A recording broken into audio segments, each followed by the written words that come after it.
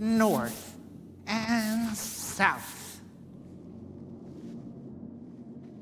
Oh, hello there. I didn't see you. I was busy exorcising. I'm your host, Michael Cyril Creighton, and this is One Killer Question.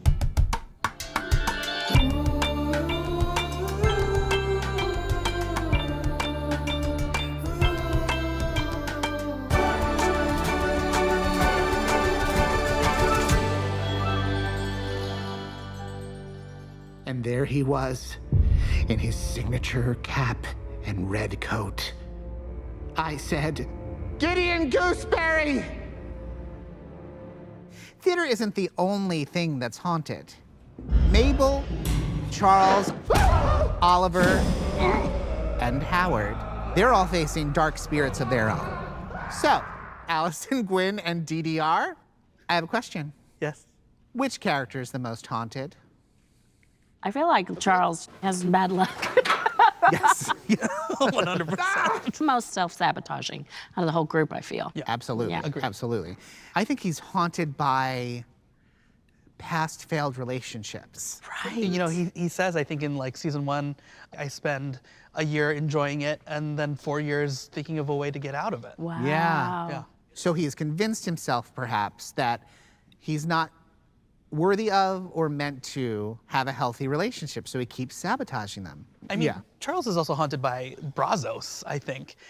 He's yes. continually like lives in that space, and he's afraid to move on to do this Broadway show. That's smart. Like, honestly, what's more haunting than a one-time success? Yeah.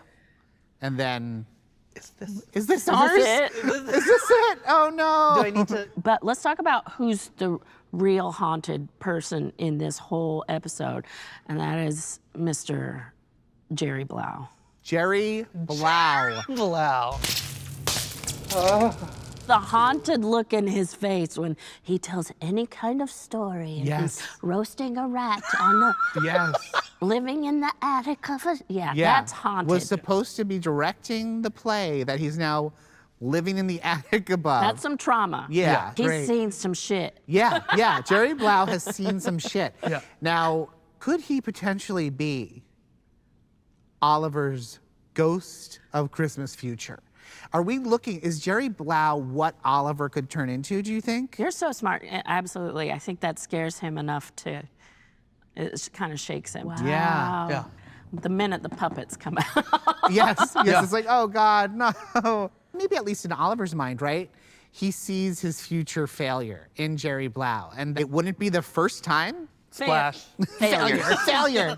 Splash. Yeah, exactly. If anyone in the show is accused of murder, he's going to cover for them because he doesn't want his play to get shut down. That's right. He doesn't want it to be Kimber because Kimber's the only one who can really sing in the show. Sorry, Bobo.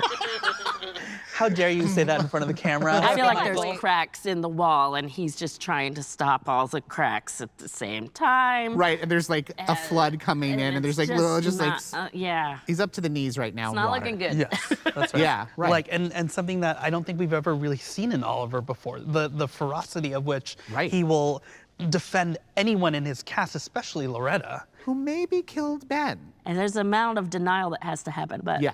Oliver's no stranger to denial, I feel. No, not at all. Now let's talk about Mabel.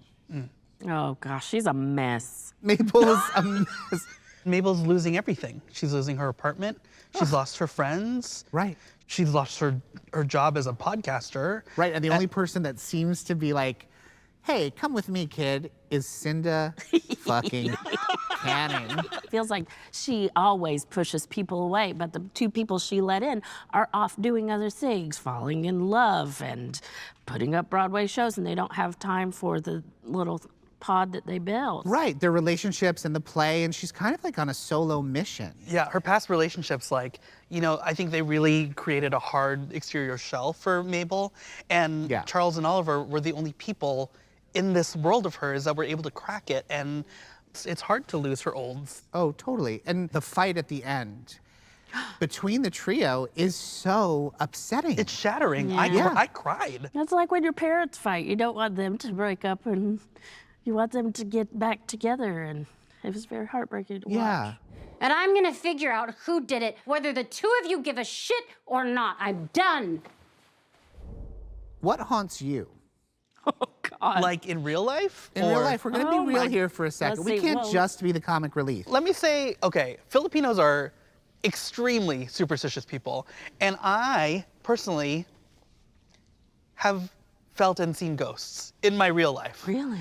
But honestly, like, okay, there was one night, the theater that I perform at nightly on Broadway is one of the most haunted theaters on Broadway. Really? And there was one night where I was on stage with 3 people, just 3 of us, and I feel a hand on my shoulder, and I'm like, well, that's weird. Like, my scene partner normally doesn't do that, and I look over at him, and he is nowhere near me.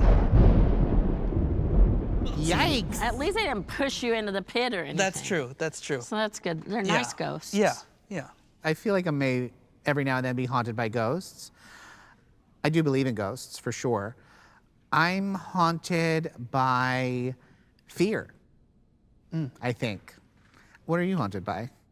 Failure. Well, guys, this was a lot of fun. Yeah. Not scary at all. But we've got to move on because it's time for one killer game.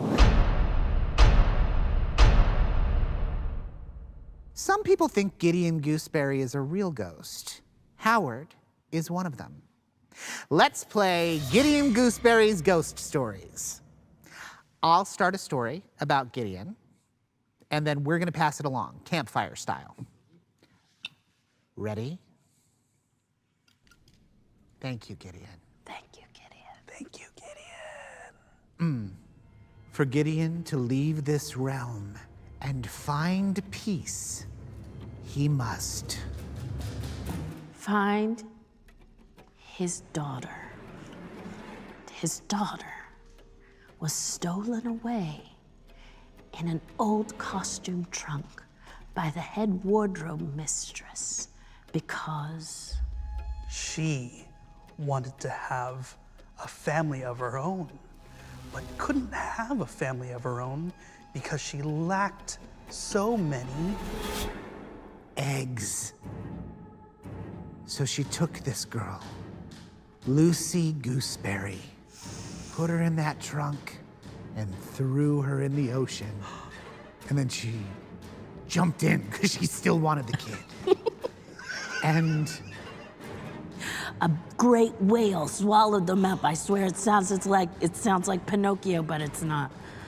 And the whale Moved his bowels around to separate the trunk from the evil wardrobe mistress until they were on either side of his rib cage, because he has that much control. Until finally, Gideon Gooseberry swam through the whale's nostril and found his daughter. hooray! Hooray!